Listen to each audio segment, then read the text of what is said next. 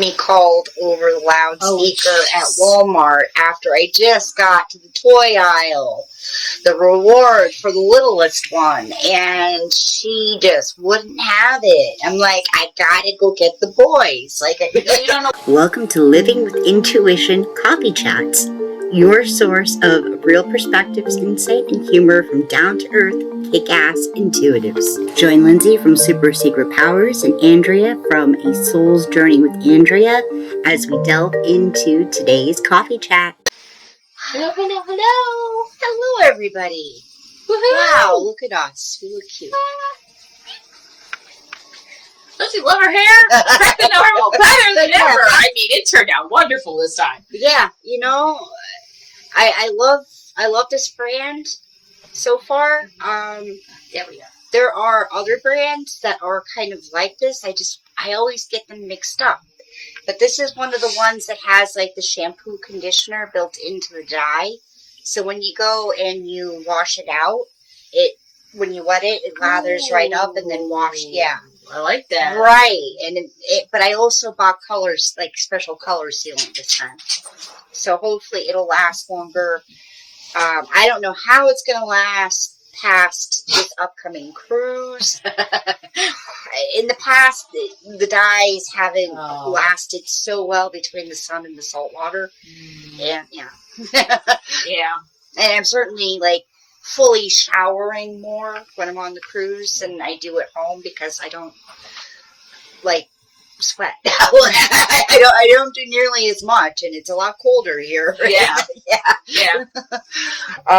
So we'll see. But I also figured I wouldn't do the top a different color this time, and I did the bottom a slightly different color in the back. And hopefully that'll be easier to maintain because like every month, every 3 weeks or so before, I was having to re-dye my root or re-bleach my roots. Oh. And then add more paint in. Right. It was getting a little like, oh my God. It's old after a while. Which is why then I went and I tried the semi-permanent color. And that turned my hair blue. I was trying to save myself some steps, and yeah. I thought that it was cute, right? Especially in the beginning when it was like full on. Yeah. As it started dying, though, I mean, it was okay as the grayish kind of silver color, but I was getting old after a while. Yeah, no, this is me. Like I look in the mirror now, and I'm like, whoa, hey, it's her glow. I mean, I know it's just like her vibes, you know, that are on the inside are shown better. I don't know. It's just something I know. It's weird, but. So we bantered now. Everybody's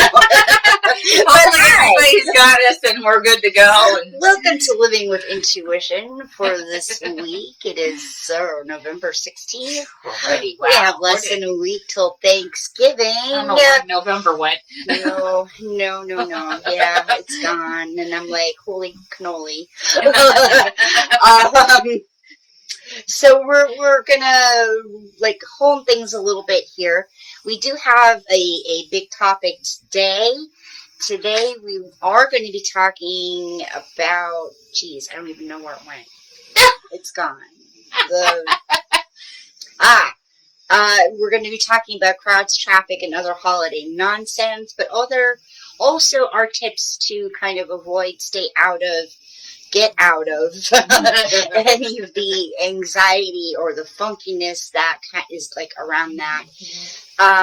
But first, we'll just, do a little bit of catch up and not about Lindsay's hair. That's just an aside because so many people ask. And for anybody who was curious, I did use a new brand called Punky Colors, and I found it on Amazon, and it had really good reviews. So I used violet, and then I used plum. So, there you go. Awesome. Now you know. And I don't remember the name of the color sealant I used, but it was beautiful. But it was just like a $10 tube. I think it was a purple tube. I don't know. So you can go and look at that. Not that I'm an affiliate or anything. I'm not. Just saying. But, yeah. So where has everybody been now that eclipse season's over? And we are for 2 weeks where we're in the pre-shadow for Mercury retrograde again. And, we're in holiday time, so everything certainly feels like it's been accelerated. And big energy. Between some of the energies that have been coming in, we've had some Neptune stuff going on, and we've had some Uranus stuff going on, which I tend to also think helps feel like things have been accelerated, because it's not like energy that's grounded in the here and now. Right. Because Uranus is like this big lightning energy, and Neptune is that watery, dreamy. Yeah. It just seemed like after eclipse season ended, boom, I just went right into the planning of the new year kind of stuff and what's next, and it just feels like the energy just shifted into something a lot lighter and like more like festive, like the rest of the year should be feeling like. And it's just like it just made me feel all warm and mushy inside. And I did have the holy Reiki, the holy fire Reiki too, which probably helped that out a lot too. But I just feel like 2024 is gonna rock. Yeah. I just feel like that accelerating energy is gonna continue, and I don't ever take retrogrades as a negative. Because I'm the one that's always looking at the shadow side already, so it's just enhancing my level of being coherent about that kind of stuff, So I take it as a good thing, know, and if you come in with it feeling like a good thing and that you're going to learn something, you're going to grow, and then when you come out on the other side, you're going to be better off. It does go slightly better because your attitude was just different for, your perspective changed. I always try to stay positive. It's always certainly, not even just staying positive, but it's certainly something to work into your intentions or to write down somewhere. That for when you do your intention setting work and your review process for 2023, that whatever does come up, whatever surprises, whatever pot stirring does come up, is always easy, attuned to your highest clarity level that you can reach, and there was something else there. I always say you stay in grace with it, That's ease and grace. I always ask for ease and grace. Right. So certainly, put on a Post-it note or something to remember to work that into the intentions you do create. Because that way you're leaving a lot of room for growth and a lot of room for expansion.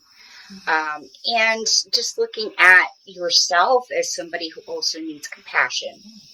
And because we don't all have to always learn the hardest way possible. No. We don't. No. Although that seems like, like in my life, like in my past, I feel like I always took the harder route, but I'm starting to see it a little differently, But did you take the harder, you took the harder route after your divorce, definitely, because you took a huge challenge, but you weren't treating yourself harshly while doing it. And you are doing so much dismantling of it. Yeah. So, once you start hearing it and feeling those old patterns and how you can shift them in the practical here and now, the journey changes. Right. Yeah, it does. It truly does. Yeah. Your whole perspective about things and how you view this. You can look back at the same things and have a totally different view as you did before, and I think that's great because that shows you how far you've come. Yeah, and you're not the same as you were, and you didn't stay stagnant. You did change, and you did the work. you can reap the rewards. Yeah. You know, even when the little ones, the little victories, you know, I always Just like I celebrate them all. Right, It's like because having extra energy in the day, or feeling a little bit better than you did before. Like even those little things are like huge wins.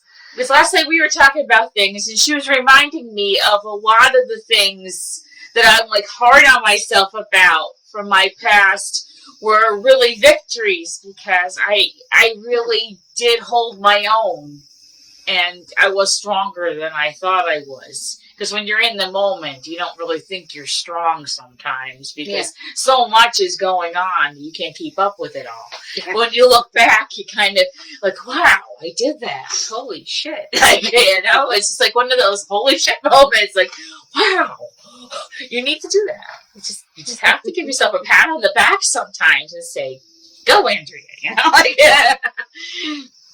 Yeah. We need to do that more often, is what I'm really getting at, is that I don't think we do that enough for ourselves, because we're too busy and we have to really step back and see the journey for what it really is and go, wow, whew, we are goddesses. And so certainly when you start listening to this, when you catch the replay or whatever, certainly tell us in the comments what has your experience been of this eclipse season and the integration, and what's been coming forward for you.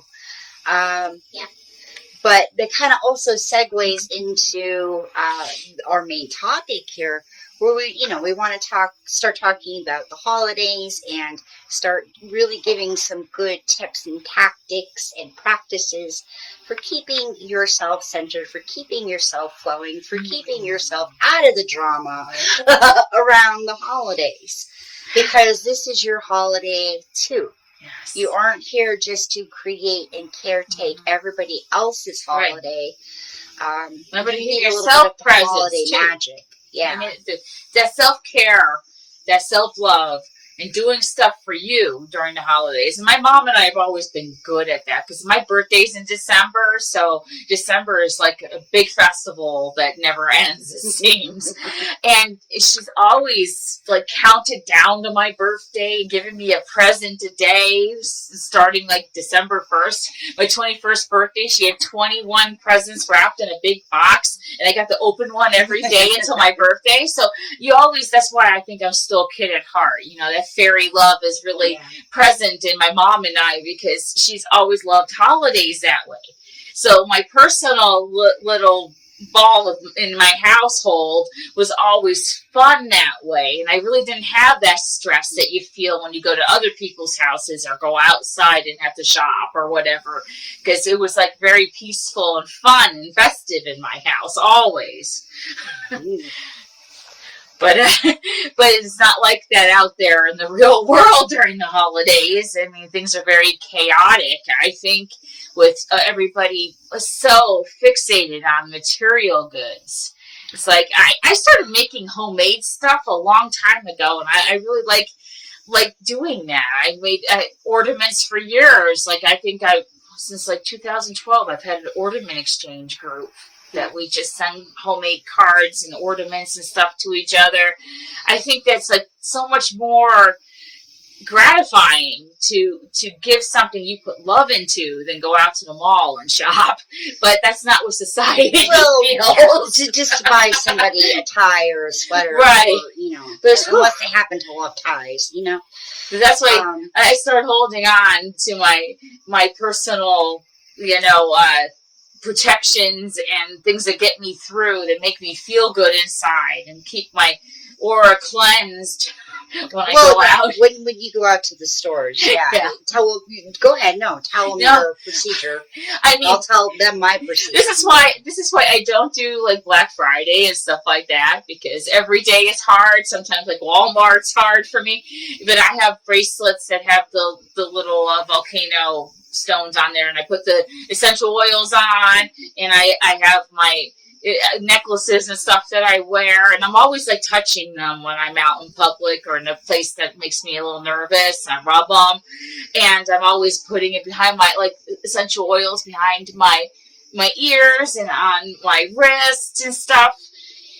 And I try to psych myself up before I leave too. It's like a grounding kind of little meditative thing that maybe has to be reinforced in the car before I get out. But parking lot. It depends on where I'm going and how I feel about it. But it's like I really try to still stay in the joy. Oh, look at the big ball ornaments in the department stores and the Christmas music, and I concentrate on stuff like that and not the nasty person in front of me, griping about the line or whatever, I just try to shift it just a little bit more and be more aware of those happy things around me so that I don't get so bogged down by the other stuff that goes on too, because not everybody loves the holidays. And I mean, we carry a lot of baggage into holidays. We miss our loved ones. And expectations. Yeah. I think we put a lot on ourselves because, we have to outdo somebody else's presents or like what we're doing with family and stuff. And I just feel like it's overlooked way too much. How not even just like the holidays, but winter itself with depression and how it just there's the winter blues kind of things, and then I think it's elevated by the holidays because my mom's not here or my grandma's not here, and nobody's gonna make that special cookie, or you miss stuff. Or, it's all on me now. And right, or, oh my God, everybody's coming over here this year, and my house isn't as big, and I'm the only one to carry the holiday spirit. Yeah. Right, I'm the only one that likes it, so they count on me to hold everybody up. It's like, I mean, share your stories, though, because everybody has these, But so before we get too off topic, what specific oils do you use? My dragon's blood is like my favorite thing. And it's not only, it's just dragon's blood and it smells really good and it's like, it's highly protective. Yes, and my clarity sage, especially during the holidays, I have oil. Clarity sage. Clarity. It's clarity to me. I don't know. It's clarity. That's why I say it that way. And of course, like your normal kind of like lavenders and lilacs or whatever you have, like whatever your fancy is. Yeah, and like vanillas are even good. And I make my own little blends, or I buy them that way. And I kind of blend all my favorites in there, along with a little bit of protection. A little bit of something to keep me clear and anxiety free, and and I just make it up, shake it up, and put it on there, and I say grease it up. And I don't know, I think I need the magnesium cream when I'm nervous. It's like I have a magnesium thing that's lavender, and it's like in a tube, and you can, like a lipstick but bigger, and I rub that on the areas too. I carry that all year round when I go into a store or someplace that's crowded, and it's just like, I don't know, magnesium just does something really good for me with my nerves, like, the anxiety and stuff. Yeah. Now see, my take on it is a little different. I don't really rely on the essential oils so much. I do carry crystals with me, but I don't necessarily even use them in the store. Unless I get bored. Unless I get bored. And then I'm right here. Well, because they're always in my bra. To be very, very honest and out there. They're always in my bra. They're actually not at the moment. But I've been carrying around these two. So, like, you can't really see, but like an orange selenite. Yeah, I have one of those and too. This is one of the seven healer thing with the seven different. Yeah. And I've been carrying around a golden healer, just a nice round palm stone of it. It's upstairs by my bed at the moment, but they've been my go-to for like the last year or so. I like having that balance, and I kind of switch it up. Just generally speaking, for going out, for recentering throughout my day. But like if I'm going out now, all right. Well, this last month has been awful between illness and feeling exhausted and da-da-da-da-da. So I made the switch, and I've been doing mostly delivery, to be very transparent about it. Yeah. I love the fact that people will just bring things to my I've done that house when too. I need them. It depends on how I feel about it. If I just don't even feel like I have the energy to go people that day because it's so crowded and all, I'm like, I'm just having it delivered. I've done it. Driving. Yeah, because it's so not crowded. It's not so much the store, but and then I feel it because, like, by the time I get to the store, then and parked, right, you've already had an experience. So. Yeah, you've already had an experience, like a justifying experience, because nobody knows how to just stay out of each other's way. And then you feel that road rage in you, kind of building up, and I don't want to be that way. I don't want to go, you're right. I don't want to be that person. So it's like. Yeah. It's a lot. Delivery, but going into the stores, I do psych myself up, but for me, with my Aries stuff and just the way I think about things, I try and think about it like an adventure or an expedition, and but I'm still really kind of focused on getting in and getting out, while also observing whatever happens to be going on in the store. Because if I'm approaching it like an adventure, I'm not sitting there or standing there or walking around in judgment of what people are doing and what's going on. Then I've kind of stepped back into that anthropologist observer role, and I kind of stay there. But if I really need to, I will slow down my whole pace. If I'm feeling anxious, I'll slow down my whole pace. So I'm slowing down my heart rate. I'm slowing down my breathing. And I'll find a less congested aisle or corner of the store. And I'll just kind of try and tap into that higher level of the collective of everybody in the building. So that I'm not necessarily latching onto one person, one situation, one congested aisleway, and then I'm just okay, everybody's really just here on their own little missions. Right. Yeah. So, I could almost sense their own little bubbles, though, at that point. This huge umbrella of the energy of Walmart with all these little bubbles, and it kind of makes me then feel like I can just kind of slide around everybody else's bubbles and have my own experience. And then I can still have that interaction of saying, I see they're frustrated. There's that kid. I feel you, dude. It puts me into my passion, or I'm able to experience at least some compassion. Right, yeah. But again, it's even in Walmart, it's I know the things I like about Walmart. I like their bakery section, and I go towards the things I know I need and I know I want, and what I want to explore, which is kind of like how Lindsay's talking to. Yeah. But and I try not to pay attention so much to the people. I mean, I'm not going to walk into them, but leave them be. They're doing their own thing, just like me. We all have issues. We all have things on our mind. We all have lists in our head that gets us distracted and makes us, it's occasionally run into each other or whatever, because you're thinking too much, I think, in stores. And that's why we don't drive really good with the carts, because you're thinking, I have to get to that next aisle before I forget to get this or whatever, Where is that? And you're running through the mental map of the store. And if you have kids or something with you, then it's even 10 times worse. It's wait a minute, what did I come in here for? Oh my God! Stop touching that! Put that back! No, you can't have that. I used to have to do little experiments with the kids I had on my counseling list. We used to go to Walmart once in a while. If they had issues in stores, I would help the parents solve these issues so they can have a better experience. So I had a kid mace me with the axe spray once. So I understand.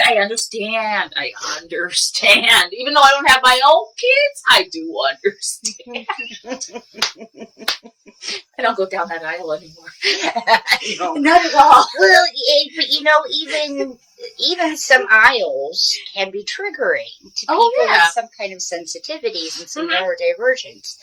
The smells And true. The not the frequency, but the chemical, the yeah, reaction to smells. I don't like the bleach aisle and stuff like that. It gets my head and everything. Perfume aisles, detergent aisles, cleaner aisles. Yes.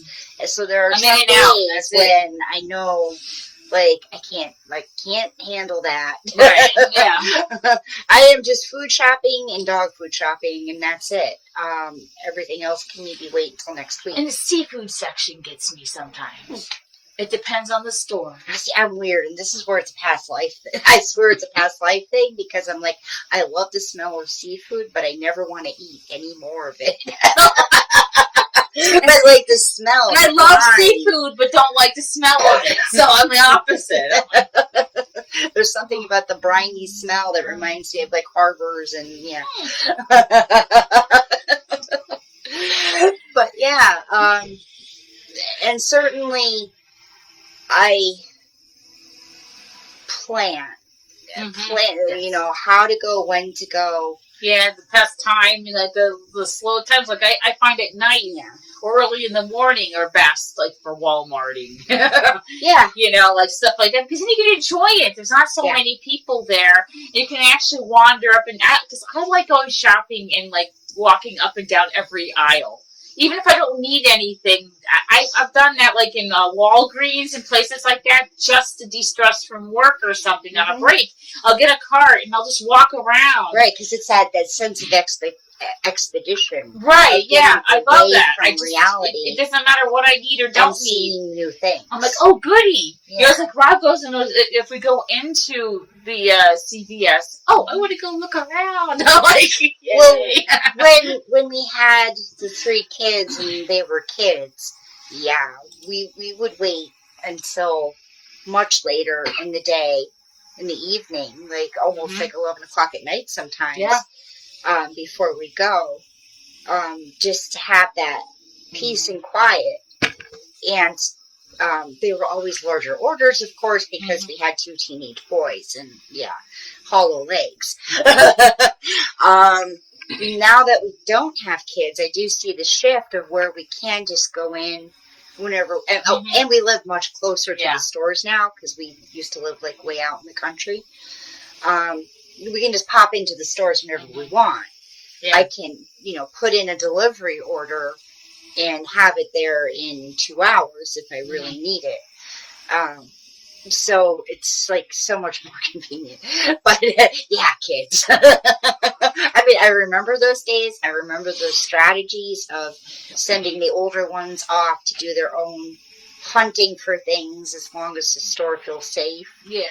But we would kind of also then go out of our way to go to the stores that felt more safe, so we can do those things with the kids and make it a whole family experience, because they had to come, Right, and they're not just bored walking around with the car. Right. They're actually going and getting something, feeling useful, and maybe a reward in the end because they've earned it instead of crying about it. And letting them pick one meal. For prep, if you're doing meal planning, meal prep in the store, but certainly have your choice of like 3 or 4 things, like in your own head of what you can afford and what you have some intention of actually maybe making, just to keep them engaged and not driving you absolutely utterly insane. But and sometimes it's not a reality to have them not drive you insane. Sometimes they are just having their own moment. And, that's when delivery is amazing. Yes. No. I didn't have delivery back then. But because if you don't have like 2 parents shopping that can like leave the store with a crying one or something, it's just like, oh my God, how do they get through this without thinking people are going to end up abusing my kids? Oh, I remember one day I had let the boys go to the video game section, because they were like middle-aged teenagers. They can be trusted by themselves for the most part. And I had taken my daughter, who was like 10 years younger, so she was only like maybe 5 or 6. Like at that point, we went to the toy aisle, but we had like just gotten to the toy aisle. I guess after getting like something else, because why, I don't remember why they would have pinged me so in a short amount of time. But they called, the boys had me called over the loudspeaker at Walmart after I just got to the toy aisle, the reward for the littlest one, and she just wouldn't have it. I'm like, I gotta go get the boys. Like, you don't know what happened. You don't know what happened. Why would they do this? And I'm weird. Yeah. I was literally dragging her by the bottom of her pants. I could see it. I remember those days with her. Pick her up and put her in the car. Like, yeah, at 45, I don't have the energy for that anymore.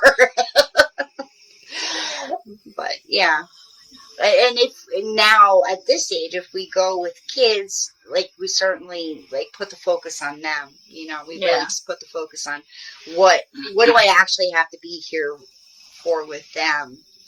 And, you know, what like we took the boys for the pumpkins because they were going to paint them and everything, and they had such fun picking them out and stuff, and that was awesome.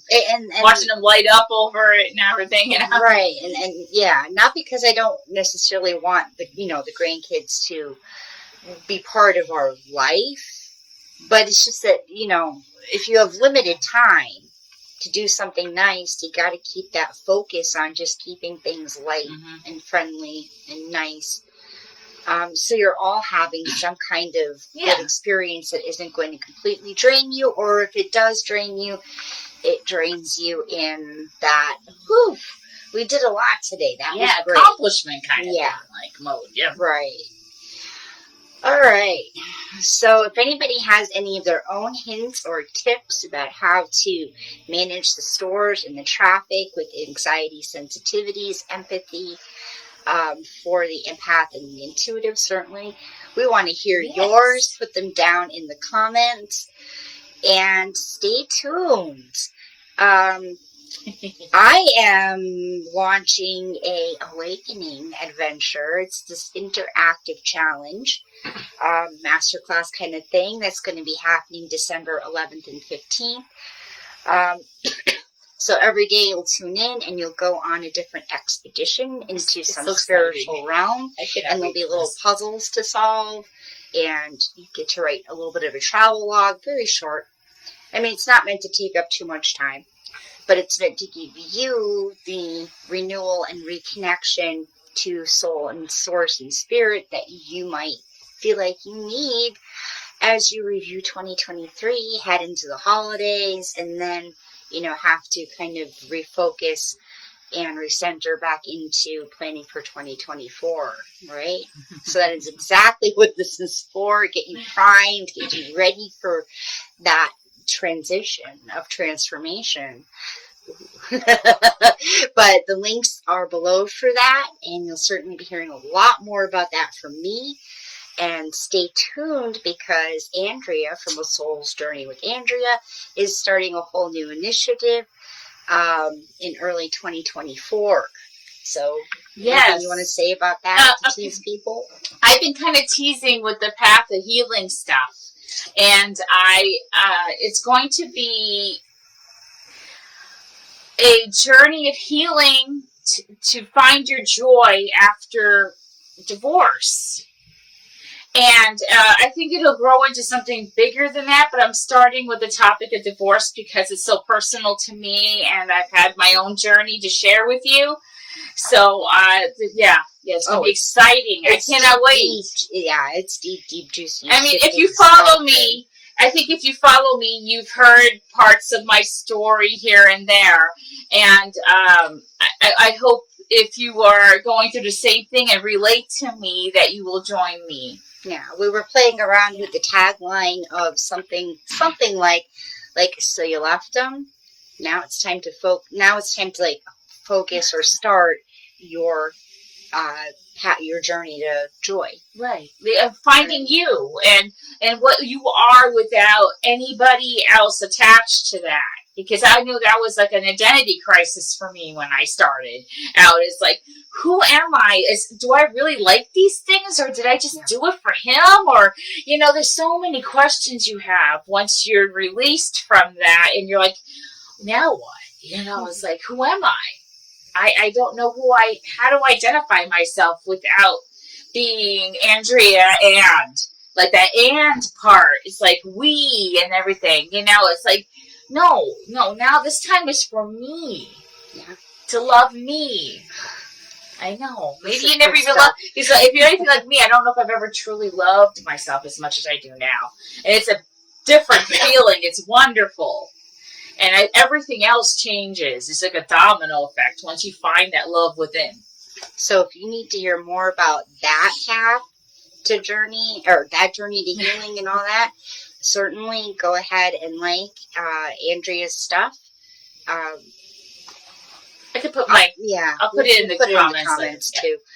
And next week, stay tuned next week for our Living with Intuition chat, where we are going to be talking all about the family. The family and holiday times and all that.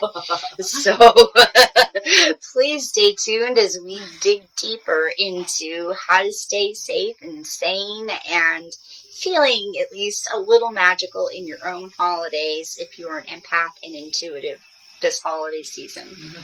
All right. First blessings. Love you. Love you.